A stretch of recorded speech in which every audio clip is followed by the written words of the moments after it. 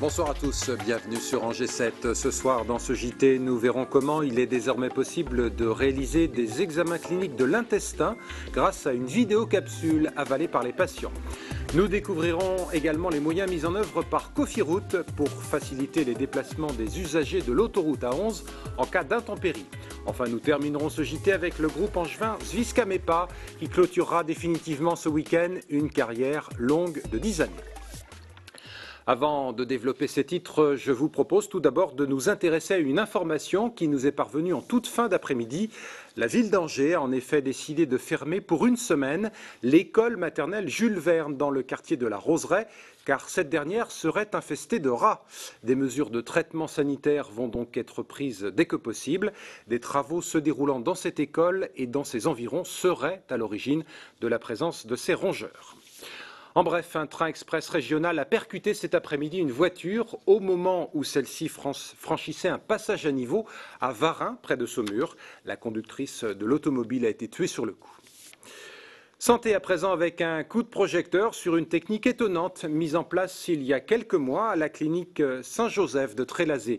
Le service de gastro-entérologie utilise en effet des vidéocapsules pour réaliser les examens de certains de ses patients. Ces examens sont ceux de l'intestin grêle, une partie du système digestif qui jusqu'alors était très difficile à explorer. Charlotte Blanchet nous explique tout cela en détail. Voilà, allez-y, avalez-la, parce que là, elle commence à filmer. À quel côté là? Non, comme ça. Comme une gélule de médicament ordinaire. Impeccable. La vidéocapsule, voilà une technologie révolutionnaire. Une caméra microscopique qui, une fois ingérée par le patient, prend 2 photos par seconde pendant les quelques heures qu'elle passe à parcourir son système digestif. Des capteurs posés sur le patient transmettent les images à un disque dur externe. Moi, je trouve que c'est une technique qui est plutôt futuriste un peu, mais qui est plutôt pas mal parce que ça permet de ne pas endormir les gens. Quand ils ont des antécédents cardiologiques ou quoi que ce soit, ils ne sont pas endormis et du coup, ils ont une vie normale. Une technique indolore aussi et qui permet au patient de vivre sa journée presque normalement, sans hospitalisation. On avale la capsule le matin et on revient le soir déposer le disque dur au médecin. La journée s'est passée comme les autres jours. J'ai fait toutes mes activités, Croix-Rouge et autres, comme si je n'avais pas eu d'examen. Et pour les médecins aussi, c'est pratique, car ils peuvent prendre leur temps pour étudier les images et les transmettre à d'autres si besoin. Depuis le mois de mars, à la clinique Saint-Joseph, 18 patients ont bénéficié de cette technique qui permet de très bons diagnostics.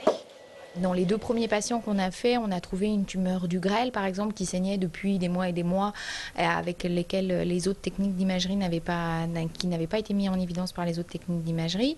Donc, effectivement, le patient il a été opéré, il est guéri. Et puis, c'est en cours de développement pour d'autres techniques, donc ça aura certainement des avantages dans l'avenir un petit peu plus importants et pour un panel de patients un peu plus grand. La capsule à usage unique coûte environ 450 € pièce. Depuis janvier 2009, son coût est pris en charge par la CPAM pour les examens de l'intestin grêle. Jean-Claude Antonini, le maire d'Angers, remettra officiellement demain un courrier à François Fillon, le Premier ministre, l'informant de la situation inquiétante des sans-papiers à Angers. Depuis plusieurs mois déjà, la ville d'Angers doit faire face à un afflux massif de demandeurs d'asile, venus notamment du Soudan ou d'Érythrée. Les structures diverses qui prennent en charge les SDF s'inquiètent également de cette situation en évoquant un engorgement sans précédent des lieux d'accueil à cette période de l'année. Le forum des associations de la ville d'Angers se déroulera demain samedi et dimanche au parc des expositions. Près de 450 associations participeront à cette manifestation qui mettra cette année les bénévoles à l'honneur. Cofiroute, le concessionnaire qui gère l'A11, a activé ce vendredi son dispositif hivernal destiné à garantir la sécurité des automobilistes en cas d'intempéries. 30 salariés sont mobilisés pour intervenir sur l'ensemble du réseau, et ce jour et nuit. Et pour qu'ils soient parfaitement opérationnels, ils sont mis à l'épreuve régulièrement. Marie Coulon les a suivis pour nous en plein exercice. Ce sont les héros de l'A11. Ces hommes assurent toute l'année notre sécurité sur l'autoroute.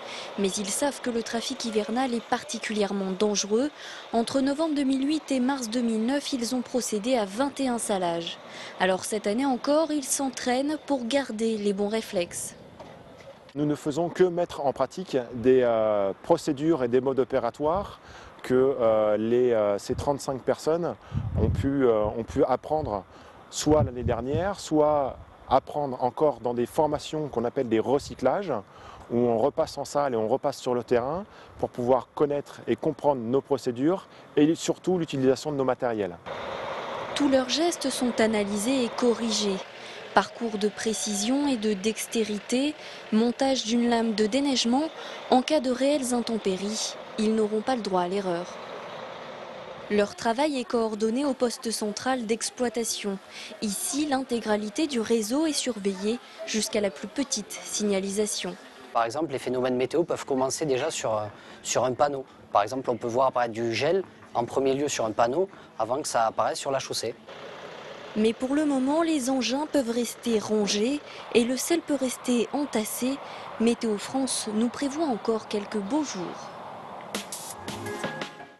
Allez, pour terminer ce JT, je vous propose de nous intéresser à la fin d'une belle histoire, celle du groupe angevin Zwiska Mepa qui, après 10 années de bons et loyaux services, plusieurs CD et plus de 200 concerts, a décidé de se séparer après une ultime prestation qui se déroulera demain soir à partir de 20h45 sur la scène du Shabada à Angers. En guise d'avant-goût à cette soirée qui s'annonce pleine de surprises, je vous propose de découvrir un extrait d'une de leurs créations intitulée L'écrit. Là c'est sûr, je vais composer un air révolutionnaire à faire peur aux endimanchés. Vous dites il est revenu le temps où Sabre et Goupillon menaient le bal comme convenu et faisaient danser l'opinion. Vous dites nous sommes tranquilles, n'ayons plus honte de nos actions, servons-nous, c'est tellement facile. La révolte de saison. Mais bientôt vous entendrez frapper à votre porte et vous verrez messieurs comment ceux d'en bas se comportent. C'est la fin de ce JT. La semaine prochaine, c'est Charlotte Blanchet que vous retrouverez à cette même place. Merci de votre fidélité en G7.